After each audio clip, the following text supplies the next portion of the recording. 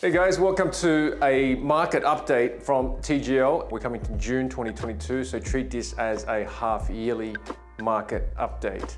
China, COVID zero, what the hell are they doing? Is it for public health prevention or public health services or, whatever you want to call it? There will probably be an element of that, but the longer they persist with this policy, it will quickly mutate itself to become a lever for economic coercion. They've locked down Shanghai, and that's 4 million people. That's the size of almost Australia. Australia is 25 million people. 23 million people not able to spend other than food and basic necessities. There is no online shopping for Gucci bags, right? Not a single vehicle was sold weeks on end in a city of 23 million people. Get your head around that. They're not buying things, like consumption of jewelry, for example. Gold, it'll have a huge impact on gold.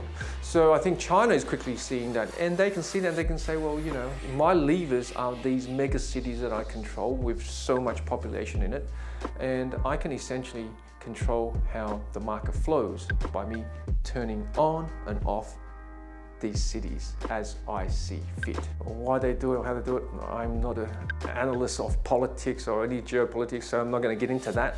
But this is what I'm really seeing happening because it's trickling down. For example, no boats were coming out, no boats was going in, boats were getting half loaded, half unloaded. There's no rotation of cargo.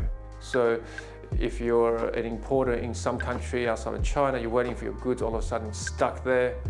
What are you going to do? Well, there's not much you can do.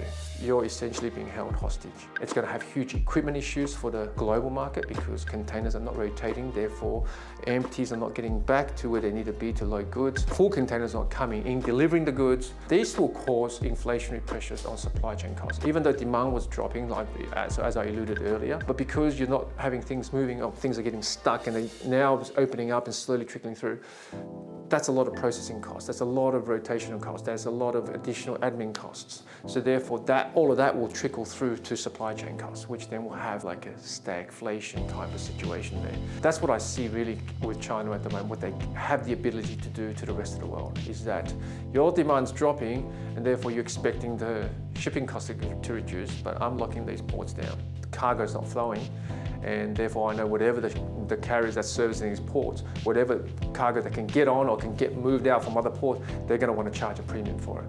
So you're going to have this very artificial type of inflationary pressures on supply chain costs.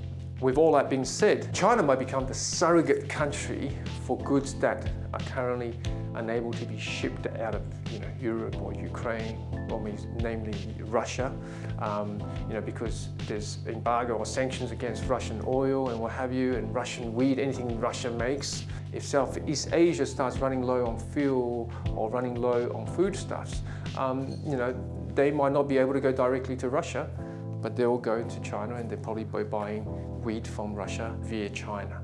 This is purely my own assumptions or my prediction or my guesswork or my own commentary, but I can see that happening.